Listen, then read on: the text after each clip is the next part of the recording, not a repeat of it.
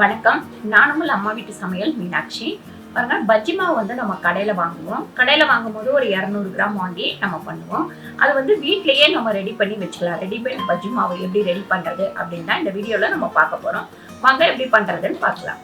முதல்ல ஒரு 15 பல்லு பூண்டு தோலோடவே நான் எடுத்து வச்சுருக்கேன். இதை போட்டு ஒரு சுற்றி எடுத்துக்கலாம். பாருங்க, இந்த மாதிரி இதை வந்து நம்ம இது பண்ணியாச்சு. பச்சரிசி மாவு பார்த்தீங்கன்னா நான் வந்து 1 டம்ளர் வச்சுருக்கேன். கடலை மாவு 2 டம்ளர் வச்சுருக்கேன். 2க்கு 1 பச்சரிசி. இப்போ இந்த பூண்டில் வந்து இந்த பச்சரிசி மாவு போட்டு ஒரு சுற்றிக்கலாம். ஏன்னா ஈரமாக இருக்குது. அந்த ஈரப்பதம் வந்து பச்சரிசி மாவு போட்டு சுற்றும் போது சரியாக போயிடும்.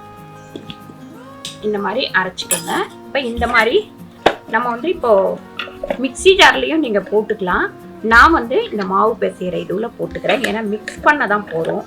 அதனால் பாருங்க, கடலை மாவு 2 டம்ளர் இதில் சேர்த்துக்கலாம். அதுக்கப்புறம் பச்சரிசி மாவு வந்து 1 டம்ளர் வச்சிருந்தேன் இல்லைங்களா, அந்த 1 டம்ளர் பாருங்க, இதையும் இதில் சேர்த்துக்கலாம்.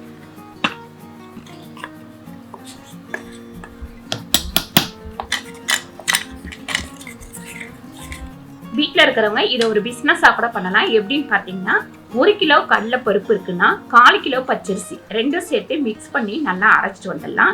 அரைச்சிட்டு வந்து இங்கே நான் சில பொருளெல்லாம் இதில் போட போகிறேன். அது எல்லாத்தையும் மிக்ஸ் பண்ணி சும்மா கொஞ்சம் வந்து காத்தார விட்டுட்டு அதுக்கப்புறமா நீங்கள் பேக் பண்ணி சேல் பண்ணலாம்.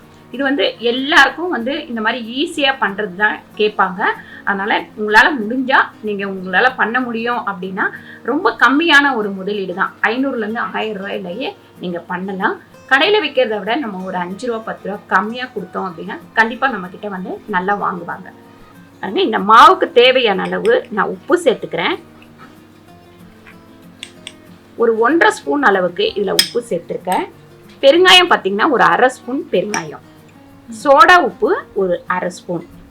மஞ்சத்தூள் 1/2 ஸ்பூன். ஒரு 2.5 ஸ்பூன் வெறும் மிளகாத்தூள், அதாவது காஷ்மீர் மிளகாய். இது உங்களுக்கு காஷ்மீர் மிளகாய் இல்லை அப்படின்னா வெறும் மிளகாத்தூள் சேர்த்துக்கலாம். காஷ்மீர் மிளகாய் சேர்த்திங்கன்னா கொஞ்சம் கலர் வந்து நல்லா வரும். இது எல்லாத்தையும் போட்டுட்டு இப்போ இதை வந்து ஒரு சுற்றிக்கலாம்.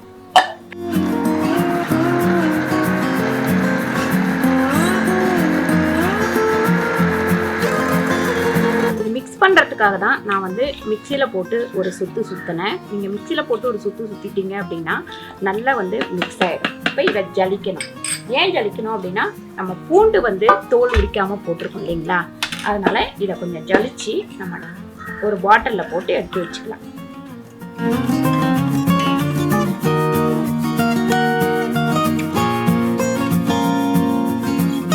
உங்களுக்கு இதில் பூண்டு போட இஷ்டம் இல்லை அப்படின்னா பூண்டு போடாமல் கூட விட்டுடலாம். ஆனால் பூண்டு போட்டிங்கன்னா கடையில் நம்ம ரெடிமேட் பஜ்ஜி மாவு வாங்குறோம் இல்லைங்களா, அதே டேஸ்ட் வந்து நமக்கு கிடைக்கும். நல்லா வந்து இதை ஜலிச்சு எடுத்தாச்சு. அதுக்கப்புறம் இந்த ஜலிச்சதை வந்து நீங்கள் வேஸ்ட் பண்ண வேணாம். அப்படியே ஒரு பாட்டிலில் போட்டு வச்சுக்கிட்டீங்க அப்படின்னா உருளைக்கிழங்கு வறுவல், அப்புறம் கருணக்கிழங்கு வறுவல் அதெல்லாம் பண்ணும்போது கடைசியில் ஒரு 2 ஸ்பூன் இதை போட்டு நல்லா பெரட்டி எடுத்திங்கன்னா ஒரு தனி டேஸ்ட் கிடைக்கும்.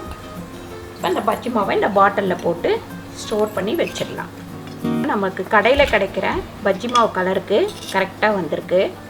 பாருங்கள், நமக்கு கடையில் கிடைக்கிற அதே மாதிரி கலரில் வந்து பஜ்ஜி மாவு கிடச்சிருக்கு. நான் அம்மா சமையலில் இதை பஜ்ஜோ இல்லை பக்கோடாவோ நான் உங்களுக்கு போட்டு கண்டிப்பாக காட்டுறேன். எப்படி வருதுன்னு பாருங்கள். பாருங்கள், வீட்டில் இருக்கிற அன்றைக்கி நம்ம இது எல்லாமே ரெடி பண்ணி வச்சிட்டோம் அப்படின்னா நம்ம வேலைக்கு போகிறவங்களா இருந்தால் ரொம்ப ஈஸியாக வேலை முடிச்சிடலாம். எதை செய்கிறதுனாலும் டக்குன்னு வேலை முடிக்கிற மாதிரி இருக்கும், ஒரு டென்ஷன் இல்லாமல். கண்டிப்பாக இந்த வீடியோ உங்களுக்கு பிடிச்சிருக்கும்னு நினைக்கிறேன். இந்த வீடியோ பிடிச்சா லைக் பண்ணுங்கள், ஷேர் பண்ணுங்கள், சப்ஸ்கிரைப் பண்ணுங்கள், ஃபேஸ்புக்கில் ஷேர் பண்ணுங்கள், மறக்காமல் கமெண்ட் பண்ணுங்கள். நன்றி, வணக்கம்.